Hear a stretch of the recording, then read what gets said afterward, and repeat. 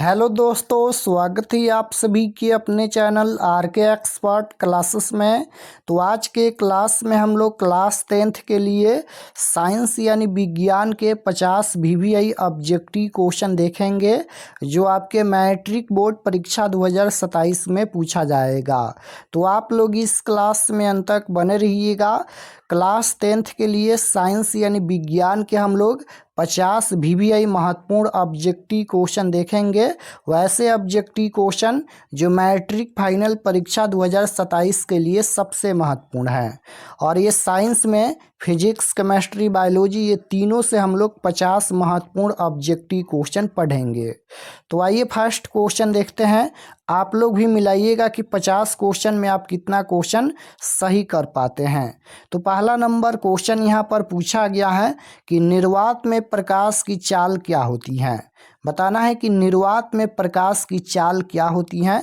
तो निर्वात में प्रकाश की चाल सबसे अधिक होती है। कितना होती है तो याद रखिएगा 3 × 10⁸ मीटर प्रति सेकंड होती है। तो ऑप्शन नंबर बी में दिया गया है मीटर प्रति second. Option number B right answer. निर्वात में प्रकाश की चाल 3 × 10⁸ मीटर प्रति सेकंड होती है। क्वेश्चन नंबर 2 यहाँ पर पूछा गया है कि परावर्तन के नियम से निर्धारित होता है। तो परावर्तन के नियम से क्या निर्धारित होता है। तो प्रकाश के परावर्तन के दूसरे नियम में हम लोग पढ़े थे कि आपतन कोण परावर्तन कोण के बराबर होता है। तो right answer option number A हो जाएगा। आपतन कोण बराबर होता है परावर्तन कोण के। तो right answer option number A हो जाएगा। क्वेश्चन नंबर 3 यहाँ पर पूछा गया है कि लेंस में मुख्य फोकस की संख्या कितनी होती है। तो लेंस में मुख्य फोकस की संख्या कितनी होती है। तो F1 और F2 यानी 2 होती हैं, उत्तल लेंस और अवतल लेंस। तो right answer option number A हो जाएगा। लेंस में मुख्य फोकस की संख्या कितनी होती है तो 2 होती हैं। क्वेश्चन नंबर 4 यहाँ पर पूछा गया है कि ताप बढ़ने से चालक का प्रतिरोध है। तो ताप बढ़ने से चालक का प्रतिरोध क्या होता है, बढ़ता है, घटता है या बढ़ता घटता नहीं है, या इनमें से कोई नहीं। तो ताप बढ़ने से चालक का प्रतिरोध भी बढ़ता है यानी इंक्रीज होता है। Right answer option number A हो जाएगा, बढ़ता है। क्वेश्चन नंबर 5 यहाँ पर पूछा गया है कि निम्नलिखित में नर युग्मक कौन है। नर युग्मक पूछा गया है तो कौन यहाँ पर नर युग्मक है। तो शुक्राणु यहाँ पर ये नर युग्मक है। Right answer option number A हो जाएगा। शुक्राणु ये नर का भाग है तो option number A right answer. Question number 6 पूछा गया है कि जिबरेलिन है। जिबरेलिन क्या है। तो जिबरेलिन एक प्रकार का हार्मोन है। Right answer option number A हो जाएगा। जिबरेलिन क्या है तो जिबरेलिन ये हार्मोन है। क्वेश्चन नंबर 7 यहाँ पर पूछा गया है कि पादप में फ्लोएम उत्तरदायी हैं। पादप में फ्लोएम उत्तरदायी हैं तो ये भोजन के सोहन के लिए। पादप में फ्लोएम पूछा गया है। पादप में जाइलम पूछा जाएगा तो जल के सोहन के लिए, और फ्लोएम पूछा गया है तो भोजन के सोहन के लिए। Right answer option number B हो जाएगा। क्वेश्चन नंबर 8 यहाँ पर 8 नंबर क्वेश्चन है यहाँ पर कि पत्तियों का मुरझाना किस हार्मोन के कारण होता है। तो पत्तियों का मुरझाना ये किस हार्मोन के कारण होता है। तो ये एब्सिसिक अम्ल के कारण होता है। Right answer option number D हो जाएगा। पत्तियों का मुरझाना ये किस हार्मोन के कारण होता है तो एब्सिसिक अम्ल के कारण होता है।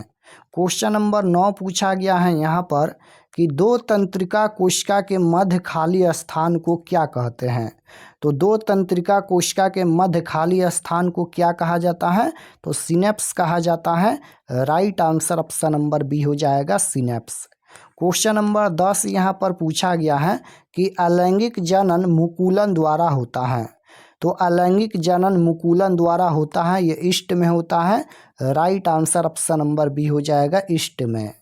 क्वेश्चन नंबर 11 पूछा गया है यहाँ पर 11 नंबर क्वेश्चन देखिएगा कि साग सब्जियों का विघटित होकर कंपोस्ट बनना ये किस प्रकार की अभिक्रिया है। तो साग सब्जियों का विघटित होकर कंपोस्ट बनना ये किस प्रकार की अभिक्रिया है? तो ये ऊष्माक्षेपी अभिक्रिया है। Right answer option number B हो जाएगा, ऊष्माक्षेपी अभिक्रिया। ऊष्माक्षेपी अभिक्रिया में क्या होता है? तो ऊष्मा का उत्सर्जन होता है, यानी ऊष्मा बाहर निकलता है। क्वेश्चन नंबर 12 पूछा गया है कि उपचयन वह प्रक्रिया है जिसमें, तो उपचयन वह प्रक्रिया है जिसमें ऑक्सीजन का योग होता है, हाइड्रोजन का वियोग होता है और इलेक्ट्रॉन का त्याग होता है, यानी इनमें से सभी होता है। तो right answer option number D हो जाएगा, सभी। क्वेश्चन नंबर 13 पूछा गया है कि विद्युत अपघटन में इलेक्ट्रॉन मुक्त होता है, तो विद्युत अपघटन में इलेक्ट्रॉन मुक्त होता है एनोड पर। Option number A right answer हो जाएगा, एनोड पर। क्वेश्चन नंबर 14 पूछा गया है कि संक्रियता श्रेणी में सबसे अधिक क्रियाशील धातु कौन है? तो संक्रियता श्रेणी में सबसे अधिक क्रियाशील धातु है सोडियम, यानी Na। Right answer option number A हो जाएगा, सोडियम धातु इनमें से सबसे अधिक क्रियाशील धातु है। क्वेश्चन नंबर 15 पूछा गया है कि विद्युत फ्यूज विद्युत धारा के किस सिद्धांत पर कार्य करता है? तो विद्युत फ्यूज विद्युत धारा के किस सिद्धांत पर कार्य करता है? तो ये ऊष्मीय प्रभाव यानी ऊष्मीय सिद्धांत पर कार्य करता है। तो right answer option number A हो जाएगा, ऊष्मीय सिद्धांत पर कार्य करता है। क्वेश्चन नंबर 16 पूछा गया है कि जब प्रकाश की किरण हवा से कांच में प्रवेश करती हैं तो मुड़ जाती हैं। तो जब प्रकाश की किरण हवा से कांच में प्रवेश करती हैं, यानी हवा यहाँ पर हो जाएगा, हवा यहाँ पर हो जाएगा विरल माध्यम और कांच यहाँ पर ये सघन माध्यम है। तो विरल माध्यम से सघन माध्यम में प्रकाश जाती है तो वह अभिलंब के नज़दीक यानी अभिलंब के निकट मुड़ती हैं। तो right answer option number B हो जाएगा, अभिलंब के निकट। हवा से कांच में प्रवेश करती हैं तो अभिलंब के निकट, और अगर कांच से हवा में प्रवेश करती हैं तो अभिलंब से दूर। तो राइट आंसर बी हो जाएगा। क्वेश्चन नंबर 17 पूछा गया है दृश्य प्रकाश में किस वर्ण का तरंगदैर्घ्य अधिकतम होता है? तो लाल रंग का तरंगदैर्घ्य अधिकतम होता है। Right answer option number B हो जाएगा, लाल रंग का तरंगदैर्घ्य सबसे अधिक होता है। क्वेश्चन नंबर 18 पूछा गया है कि साइड मिरर के रूप में प्रयुक्त होता है। तो साइड मिरर के रूप में उत्तल दर्पण प्रयुक्त होता है और दाढ़ी बनाने में अवतल दर्पण प्रयुक्त होता है। तो right answer option number B हो जाएगा, उत्तल दर्पण। क्वेश्चन नंबर 19 पूछा गया है यहाँ पर कि किसी उत्तल लेंस का फोकसांतर दिया गया है 50 सेंटीमीटर, तो उसकी क्षमता होगी, क्षमता पूछा गया है। तो 1/100 लिख दीजिए, 1/50 दिया गया है तो 1/50 लिख दीजिए और गुना में 100 कर दीजिए। तो 50 दूना 100 यानी 2 एकम 2 हो जाएगा। तो 2 डायोप्टर हो जाएगा ऑप्शन नंबर।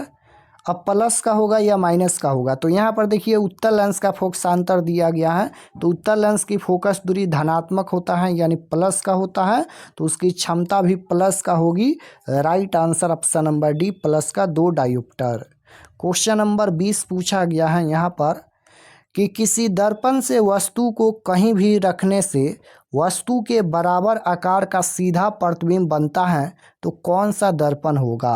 तो या तो समतल होगा अथवा उत्तल होगा। तो राइट आंसर डी हो जाएगा। क्वेश्चन नंबर 21 पूछा गया है यहाँ पर कि निम्न में कौन सा पदार्थ लेंस के लिए प्रयुक्त नहीं किया जा सकता है?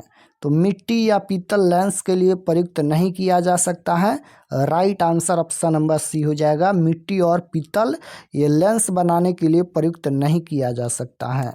क्वेश्चन नंबर 22 है लेंस में मुख्य फोकस की संख्या, तो F1 और F2 यानी उत्तल लेंस अवतल लेंस 2 होता है। राइट आंसर सी हो जाएगा। क्वेश्चन नंबर 23 है हीलियम कैसा तत्व है? तो हीलियम एक अकेरिय तत्व है। Right answer option number A हो जाएगा। क्वेश्चन नंबर 24 है कि जल में हाइड्रोजन तथा ऑक्सीजन की परमाणु संख्याओं का अनुपात। तो जल में पूछा गया है तो H2O होता है, हाइड्रोजन यहाँ पर 2 गो है और ऑक्सीजन यहाँ पर 1 गो है, तो 2:1 हो जाएगा यानी 2:1 हो जाएगा। ऑप्शन नंबर ए में दिया गया है। Right answer option number A हो जाएगा, 2:1 हो जाएगा। क्वेश्चन नंबर 25 है आवर्त सारणी में कितने आवर्त हैं? तो तो आवर्त सारणी में आवर्त पूछा गया है तो 7 आवर्त होता है। Right answer option number A हो जाएगा। क्वेश्चन नंबर 26 है कि सिलिकॉन क्या है। तो सिलिकॉन ये धातु नहीं है, अधातु नहीं है, सिलिकॉन एक उपधातु है। तो right answer option number C हो जाएगा, उपधातु। क्वेश्चन नंबर 27 पूछा गया है कि बाउंड OH बाउंड का क्रियाशील मूलक कौन सा है। तो ये अल्कोहल का है। Right answer option number B हो जाएगा, अल्कोहल। क्वेश्चन नंबर 28 है प्रकृति में ऑक्सीजन का संतुलन कैसे बना रहता है। तो ये प्रकाश संश्लेषण के द्वारा बना रहता है। राइट आंसर बी हो जाएगा। क्वेश्चन नंबर 29 पूछा गया है कि पौधों में श्वसन क्रिया के अंतर्गत ATP के टूटने से कितनी ऊर्जा मुक्त होती है। तो 30.5 kg प्रति मोल ऊर्जा मुक्त होती है। Right answer option number A हो जाएगा। 30 नंबर क्वेश्चन है मानव हृदय में कितने कोष्ठ होते हैं। तो मानव हृदय में 4 कोष्ठ पाए जाते हैं। Right answer option number D हो जाएगा। मानव हृदय में 4 कोष्ठ पाए जाते हैं। क्वेश्चन नंबर 31 पूछा गया है मानव हृदय का औसत परकुंचन दाब लगभग। तो मानव हृदय का औसत परकुंचन दाब लगभग 120 mmHg होता है। राइट आंसर ए हो जाएगा। क्वेश्चन नंबर 32 है कि स्पेक्ट्रम में किस रंग की किरण का झुकाव अधिक है। तो स्पेक्ट्रम में किस रंग की किरण का झुकाव अधिक होता है। तो बैगनी रंग का अधिक होता है। Right answer option number D हो जाएगा, बैगनी रंग। क्वेश्चन नंबर 33 पूछा गया है कि विद्युत फ्यूज विद्युत धारा के किस प्रभाव पर कार्य करता है। तो ये ऊष्मीय प्रभाव पर कार्य करता है। Right answer option number A हो जाएगा, ऊष्मीय प्रभाव। क्वेश्चन नंबर 34 की ओर चलते हैं। नंबर क्वेश्चन है कि डायनेमो किस प्रकार की धारा प्राप्त होती हैं। तो डायनेमो से किस प्रकार की धारा प्राप्त होती है। डायनेमो से दृष्ट धारा प्राप्त होती है, यानी DC धारा प्राप्त होती है। डायनेमो से किस प्रकार की धारा प्राप्त होती है। DC धारा, दृष्ट धारा प्राप्त होती हैं। क्वेश्चन नंबर 35 है कि डेंगू उत्पन्न करने वाले मच्छर ये किस तरह के जल में उत्पन्न होते हैं। तो ये यहाँ पर साफ जल में उत्पन्न होते हैं। डेंगू उत्पन्न करने वाले मच्छर साफ जल में उत्पन्न होते हैं और मलेरिया उत्पन्न करने वाले मच्छर गंदा जल में उत्पन्न होते हैं। क्वेश्चन नंबर 36 है निम्नलिखित में कौन बायोगैस ईंधन का स्रोत नहीं है। तो नाभिकीय ऊर्जा नहीं है। Right answer option number C हो जाएगा। क्वेश्चन नंबर यहाँ पर देखिएगा बैटरी से किस प्रकार की धारा प्राप्त होती है। तो बैटरी से किस प्रकार की धारा प्राप्त होती है। बैटरी से भी हमेशा DC धारा प्राप्त होती है। Right answer option number A हो जाएगा, दृष्ट धारा। क्वेश्चन नंबर 38 पूछा गया है कि दाढ़ी बनाने में किस प्रकार के दर्पण का उपयोग किया जाता है। तो दाढ़ी बनाने में किस प्रकार का दर्पण का उपयोग होता है, यानी हजामत के रूप में। तो ये अवतल दर्पण का उपयोग होता है। अवतल दर्पण में बड़ा प्रतिबिंब बनता है। Right answer option number A हो जाएगा। क्वेश्चन नंबर 39 है विभवांतर का SI मात्रक क्या है। तो विभव और विभवांतर का SI मात्रक वोल्ट होता है। Right answer option number A हो जाएगा, वोल्ट। क्वेश्चन नंबर 40 पूछा गया है कि प्रकाश के अपवर्तन के कितने नियम हैं। तो प्रकाश के अपवर्तन के कितने नियम हैं। प्रकाश के अपवर्तन या प्रकाश के परावर्तन के 2 नियम होता है। Option number B right answer हो जाएगा। प्रकाश के अपवर्तन या प्रकाश के परावर्तन के 2 नियम होता है। क्वेश्चन नंबर 41 है कि 1 वोल्ट बराबर होता है। तो 1 वोल्ट बराबर 1 जूल प्रति कूलम्ब होता है। Right answer option number B हो जाएगा। 1 वोल्ट बराबर 1 जूल प्रति कूलम्ब होता है। क्वेश्चन नंबर 42 पूछा गया है कि श्वसन किस प्रकार की रासायनिक अभिक्रिया है। तो श्वसन ये किस प्रकार की रासायनिक अभिक्रिया है। तो श्वसन ये ऊष्माक्षेपी अभिक्रिया है। Right answer option number C हो जाएगा। श्वसन ये किस प्रकार की रासायनिक अभिक्रिया है। ये ऊष्माक्षेपी अभिक्रिया है। क्वेश्चन नंबर 43 है कि पीतल है। पीतल क्या है। पीतल ये धातु नहीं है, अधातु नहीं है, ये मिश्र धातु है। पीतल क्या है। तो पीतल यहाँ पर ये मिश्र धातु है। Right answer option number C हो जाएगा। 44 नंबर क्वेश्चन है कि अम्लीय विलयन का पीएच मान होता है।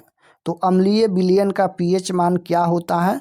तो याद रखिएगा, अम्लीय विलयन का पीएच मान 7 से कम होता है, क्षारीय विलयन का पीएच मान 7 से अधिक होता है और उदासीन विलयन का पीएच मान 7 के बराबर होता है। तो अम्लीय विलयन का पीएच मान पूछा गया है तो 7 से कम होता है। क्वेश्चन नंबर 45 पूछा गया है कि सरलतम हाइड्रोकार्बन कौन है? तो मीथेन है। Right answer option number A हो जाएगा। 46 नंबर क्वेश्चन है कि कुटपाद किसमें पाया जाता है? तो कुटपाद ये किसमें पाया जाता है? ये अमीबा में पाया जाता है। राइट आंसर सी हो जाएगा। क्वेश्चन नंबर 47 है, पुष्पी पौधों में लैंगिक जनन होता है? तो ये फूलों द्वारा होता है। Option number A right answer. निम्न में कौन उत्सर्जी अंग नहीं है? तो वृक्क यहाँ पर ये उत्सर्जी अंग नहीं है। राइट आंसर ए हो जाएगा। 49 नंबर क्वेश्चन है, कॉक में पोषण की कौन सी विधि होती है? तो कॉक में मृत जीवी पोषण होता है। Right answer option number C हो जाएगा। 50 नंबर क्वेश्चन है, लार ग्रंथि से स्रावित होने वाला एंजाइम कौन है? तो लार ग्रंथि से स्रावित होने वाला एंजाइम टाइलिन है। Right answer option number D हो जाएगा, टाइलिन। तो यहाँ पर हम लोग साइंस यानी विज्ञान के 50 ऑब्जेक्टिव क्वेश्चन देखे हैं। आप लोग कमेंट में बताइए कि 50 क्वेश्चन में कितना क्वेश्चन आपका सही हुआ। और अगर आप लोग चैनल पर नए होंगे तो चैनल को ज़रूर सब्सक्राइब कर लेना ताकि आने वाले नेक्स्ट क्लास आपके पास ज़रूर पहुँचे।